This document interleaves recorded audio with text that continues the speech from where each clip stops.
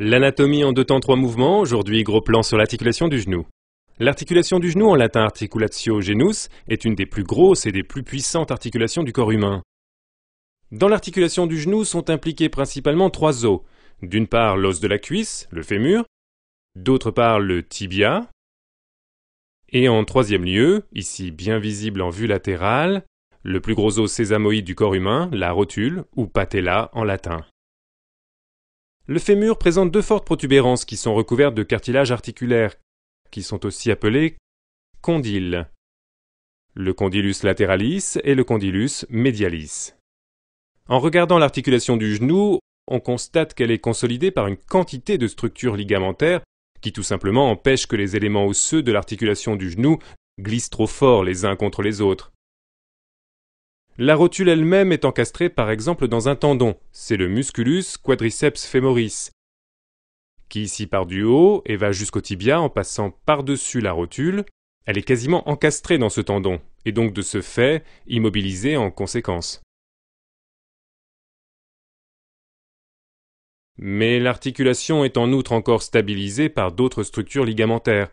Ce sont d'abord les ligaments latéraux, qu'on voit ici, et ici, et ensuite, à l'intérieur du genou, les ligaments dits croisés qu'on voit ici et ici. Regardons donc ces ligaments de plus près. Nous avons ici une vue latérale, on le voit au péroné qui passe ici et ici, en face médiale. Et c'est pourquoi on appelle ce ligament ligamentum collatéral latéral. Et sur le côté opposé, ligamentum collatéral médial. Ces ligaments latéraux stabilisent le genou pour limiter le stress en valgus et en varus, autrement dit les sollicitations excessives lorsqu'il se produit des sollicitations en flexion dans le plan horizontal entre le fémur et le tibia. Comme on le voit, le ligament empêche que le genou soit instable sur le plan médial et latéral. En cas de rupture des ligaments correspondants, on peut aussi constater sur le plan clinique que le genou est instable, donc que le ligament ne remplit plus sa fonction. À l'intérieur de l'articulation du genou se trouvent d'autres ligaments. C'est pourquoi j'ouvre l'articulation du genou et je l'incline un peu afin que ça soit plus visible. Nous voyons ici 2 ligaments. En premier lieu le ligamentum cruciatum anterius et tout de suite derrière le ligamentum cruciatum posterius. Ces 2 tendons stabilisent l'articulation du genou contre les mouvements de translation du tibia qui peuvent se produire sur le plan sagittal, donc dans ce plan. On le voit très bien. Le ligament croisé antérieur empêcherait donc que le tibia soit décalé vers l'avant par rapport au fémur. Inversement, le ligament croisé postérieur empêche que le tibia soit décalé vers l'arrière par rapport au fémur. Si les ligaments sont déchirés, il se produit en conséquence sur le plan clinique un phénomène dit de tiroir.